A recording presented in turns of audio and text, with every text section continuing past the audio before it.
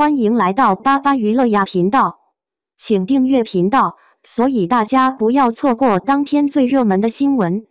我们今天的时事通讯包括以下内容：诚意朝雪路热度为何突然爆发？朝雪路一路狂飙，热度碾压榜单，是实力登顶，还是算法加油？朋友们，眼瞅着内娱古装剧这碗饭越炖越热，没想到今年暑期档竟杀出一匹猛血黑马朝雪路，你敢信？热度10109，站内排名第12，眼看就要一脚踢翻诚意的莲花楼了。这数据一摆出来，真的有点离谱。要知道莲花楼去年可是封神小爆剧，至今余温犹在。可如今这雪中悍刀行式的连续涨分，把人都看得一愣一愣的，难不成咱又要见证一个平台新算法下的热度神话？可你身边真有人追这剧追得上头吗？还是说这一切只是数字的魔术？网上炒得热火朝天，到底朝雪路的涨势是不是假的离谱？数据造假嫌疑有没有？凭啥抖音1.5亿点赞不到临江仙的一半，站内热度却起飞冲天？平台粉丝一波喊偶像剧加暑期档加算法升级，爆款实锤。理性吃瓜群众却反对热度就像气球，吹过头迟早的漏气。评论区冷冷清清，气氛有点诡异。有人说这剧是买热搜的狠人，有人感慨算法和资本下的流量怪兽。热度榜单、广告流量、豆瓣评分、播放续看率，大家各有一套算盘。正当人们以为又是一锅熟悉的粥，朝雪路却在3天内从10013飙到10109，单日涨幅稳拿全村的希望，让旁观者看得一头雾水。可超莲花楼真那么理直气壮吗？说实话，这热度曲线要是给老王家做年终账单，估计都得怀疑自家发财了，是不是隔壁谁偷着塞钱了？朝雪路破万之后，几天里居然还能日均涨30多点，论涨势真是村头牛市，连牛魔王都得朝他磕个头。抖音热度只有1.5亿，广告横幅一共没几条，商业转化这数字咋看咋心虚。再瞧隔壁莲花楼，抖音热度直奔6亿去了，豆瓣评分人数硕果累累，80多万，朝雪路之3万加。就像上大学考试全班就交了5份卷，有点寒碜不？可人家数据真摆那儿，快要赶超历史神剧莲花楼，你说服不服？有人举例说，暑期档年轻人口基数大，海外爆拉流量，韩国、泰国市场数据吓人一跳，甚至谷歌搜索5国第1名，这操作你又没法说不对。可咱相亲谁家下饭能指着棒子吃？更怪异的地方，说是剧集破万那天，热搜第一还是莲花楼2周年，朝雪路反被压着，网友直接吐槽破万剧反被旧剧情压热搜，堪称奇观。你说这热度到底是内服还是外用？一时间，小伙伴们炸开了锅，喊热的人巴不得举大旗昭告天下，喊假的又觉得这是一锅端的数据全家桶。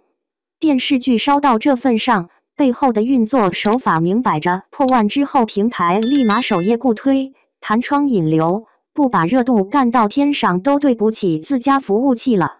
可惜实打实点来朝雪路讨论度别说和一念关山莲花楼掰手腕了，连隔壁老王办喜事的热闹都攀不上。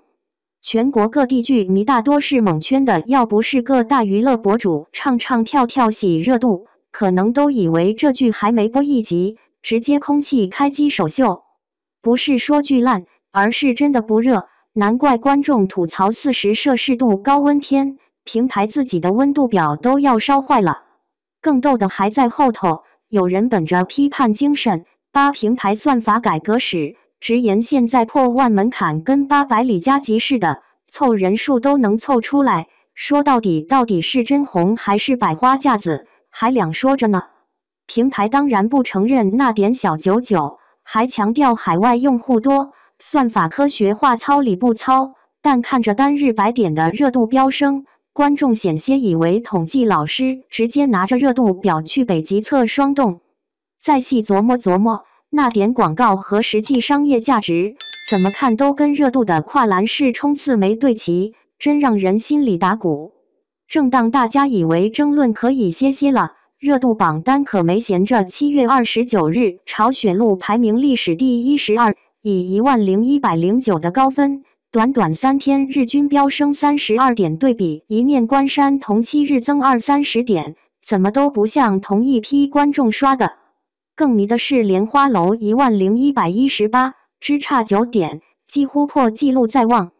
1个月前还有人嘲讽朝雪路首播豆瓣评分刚上线1万多评论，评分人数远远不及去年的顶流大剧，妥妥的没流量没水花，简直让人怀疑朝雪路是不是突然签约了热度锦鲤，挤上榜单不是踩在热议度上，而是拍在了新一轮算法的龙门上。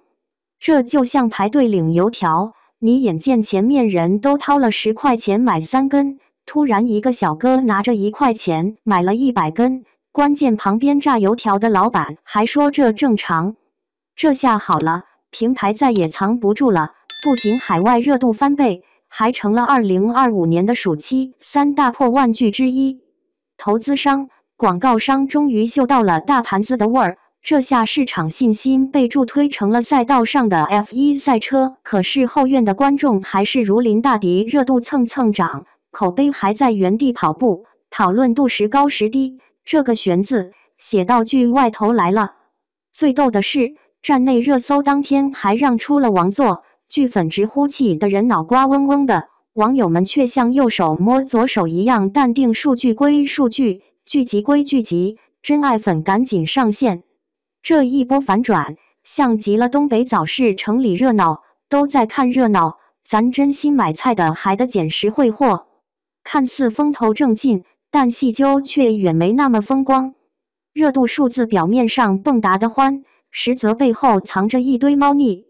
先抖音热度才 1.5 亿，差别临江仙无忧度直接一条街，广告位投放少到可怜，商业转化跟喝白开水一样淡。豆瓣评分 8.7 分是挺高，人数才3万加，跟隔壁莲花楼动辄几十上百万，完全不是一个维度。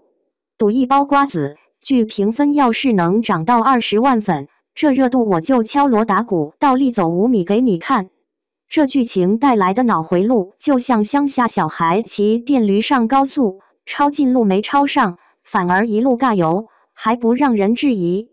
站内热度顶天了，讨论冷场，观众自发掀不起一句嘴，算法加分，推流引爆，平台首页推荐全程喂饭，推不推得动还得看实际金主和真粉买不买单。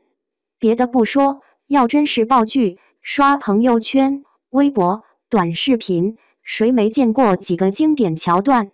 偏偏除了数据鸡飞狗跳，朋友圈都快贴上防沉迷标签了。朝雪路靠着平台火箭助推，活生生挤进破万榜，和前面那些靠内容与口碑打出来的大佬们同台竞技，谁不看得眉头一紧？结果分歧越来越深，大伙都变成了数字狐疑症患者，你信吗？我反正不全信。市场信心是给机构的，观众要的可是真金白银的好看剧。何解？那当然没影。坐等哪天算法调整，热度是不是还能蹦跶？这年头追剧，就像咱东北大早市抢葱，你以为抢到了最新鲜的，其实一刀切下来全是绿叶。说句大实话，朝雪路的站内热度这波操作，说不定就像网红抽盲盒一样，上头归上头，下头还得靠自己琢磨。那些为热度本尊摇旗呐喊的老铁们，怎么就不问问自己？现实里谁家饭桌上都在议论朝雪路呢？上一篇莲花楼热起来，是真人在线磕 CP， 朋友圈都快被刷屏。这一波，你除了热度表哥，能不能找出来10个死忠粉出来 PR 一下？别说这热度是算法黑科技，咱老百姓看剧靠的是朴实情感，不是数字蹦迪。再说了，平台天天搞数据科幻及进化，也不见得立马造出一个爆款宇宙啊！真想靠自动热度收割机养出收视传奇，咱东北话讲那玩意特虚，你搁哪试试？豆瓣3万人评分，热度破天，一边唱戏一边净整数据，平台也只能嘴硬给撑着。行吧，吹归吹，真金白银总得自己悄悄试试货。大家伙心里有数，天下哪有那么多神剧轮番爆？看看大环境，剧荒不是一时半会能治好的，还是踏实点多拍好剧，少搞点虚头巴脑的玩意。